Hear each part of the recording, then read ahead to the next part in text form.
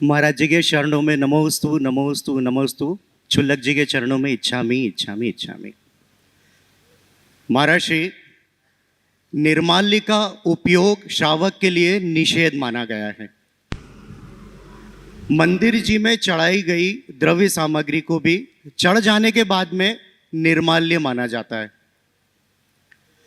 महाराज श्री, मुझे किसी ने कहा नहीं, ना किसी ने प्रेरित किया है, मगर विगत कई वर्षों से मैं एक मंदिर जी से व्यास के द्वारा जो द्रव्य सामग्री बाजार में बेच दी जाती है, जिसका अन्य अन्य उपयोग होता है और उसके बहुत सारे दुरुपयोग भी देखे गए हैं कि वैसे दुरुपयोग भी उसके किए जाते हैं।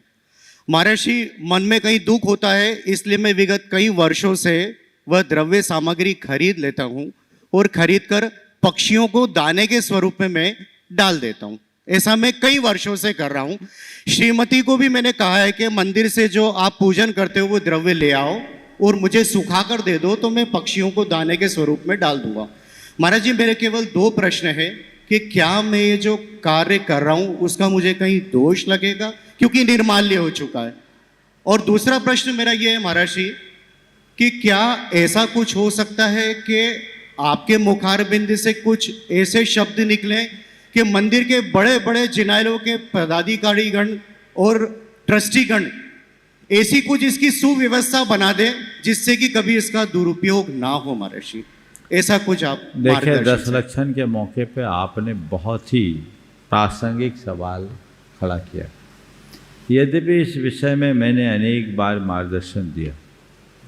आप लोग मंदिर जी में पूजन करते हैं, भाव भक्ति के साथ द्रव्य चढ़ाते हैं और पुण्य अर्जित करते हैं, लेकिन इसके साथ कहाँ पाप के भागी बन जाते हैं, प्रायः आपको आभास ही नहीं है।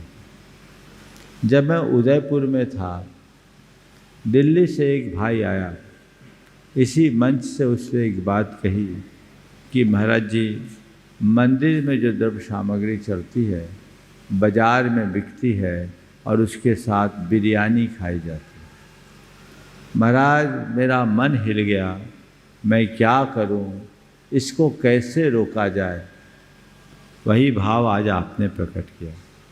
तब मैंने पूरी समाज के बीच एक आह्वान किया था कि मंदिर में चढ़े हुए द्रव्य सामग्री का क्या उपयोग होना चाहिए।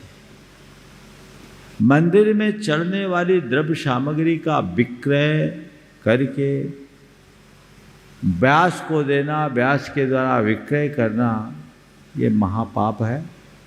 तो वो तो ऐसे ही लोगों को देगा, अथवा खोमचे वाले लेंगे जहाँ आपके डोसे इडली उससे बनेंगे, और हो सकता है घूम फिर करके आपके ही पेट में आ जाए, क्योंकि खरीदने वाले लोग भी पहले से तैयार रहते हैं। इतनी भारी मात्रा में जो द्रव्य सामग्री चढ़ती है वो कहीं ना कहीं तो कंज्यूम होगी। ये घोर पाप है। शास्त्रों में क्या लिखा है? शास्त्रों में लिखा है निर्माल्य द्रव्य का उपयोग पशु पक्षी और दीन दुखियों के लिए करना चाहिए। मैंने जब उदयपुर में इसका आह्वान किया तो उदयपुर के मंदिर के लोगों ने, खासकर टाया जी ने जिस मंदिर में हमारा चातुर्मास था, और कुंथु कुमार जी, केशव नगर, अशोक नगर और नेमी नाथ मंदिर सेक्टर 3 के मंदिर से इसकी शुरुआत हुई। वो लोग पूरे द्रव्य सामग्री को पक्षियों के लिए खिलाते हैं। तोते बादाम फोड़ फोड़ करके खाते हैं। सैकड़ों की तादाद में तोते आदि पक्षी आते हैं।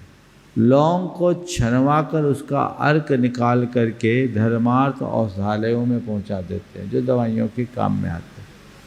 और ये प्रयोग निरंतर 2017 से आज तक चल रहा है।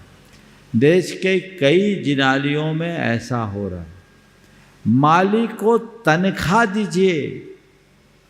यदि आप माली को यह कहकर रखते हैं कि 5 किलो बादाम चढ़ता है, तो आपने निर्माल्य का मूल्यांकन कर लिया। और ये द्रव्य अगर बाजार में बिक रहा है और उसके साथ अभक्ष्य भक्षण हो रहा है, तो आप सबसे पहले मंदिर के व्यवस्थापक पाप के भागी हैं और फिर प्रत्यक्ष परोक्ष रूप से जो पूजा कर रहे वो भी पाप के भागी। बहुत सारे लोग तो मुझे सुनने के बाद मंदिर में अपना पूजन करते हैं, अपने द्रव्य को उठाते हैं, बाहर गाय को खिला देते हैं।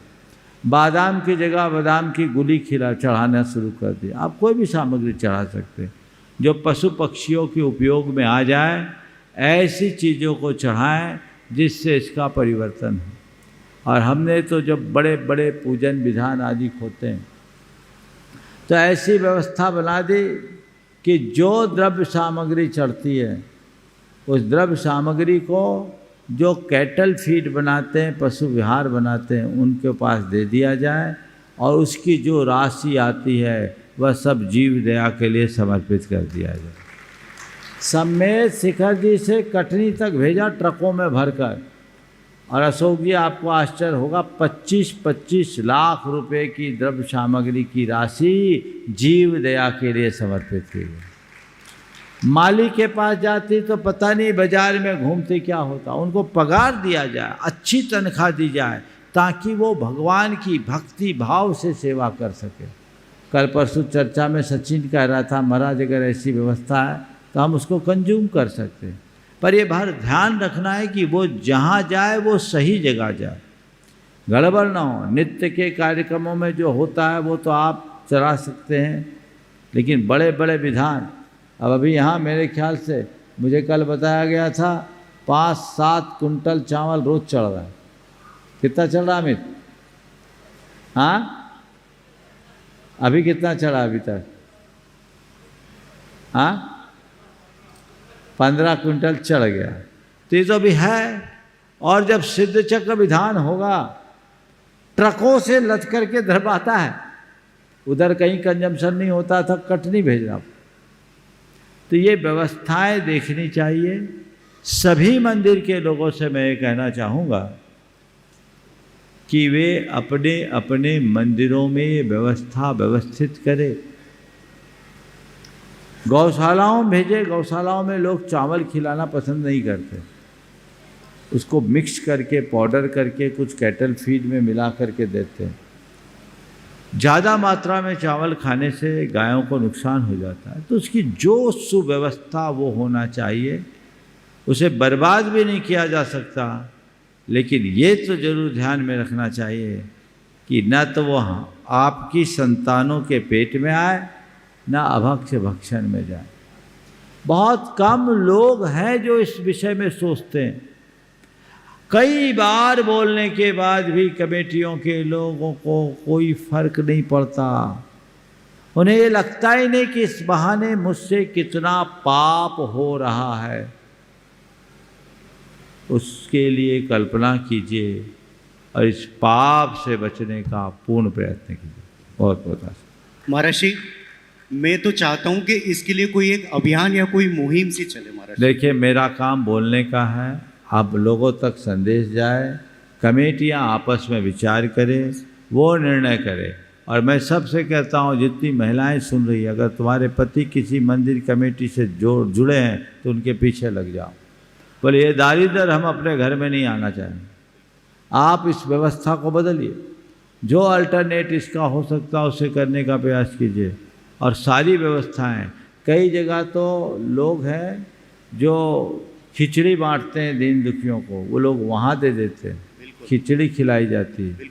तो किसी भी तरीके से इसका उसे कंज्यूम करना है, पैसा महत्वपूर्ण नहीं है, बस अभक्ष्य भक्षण बचे, इस पर आप ध्यान दें।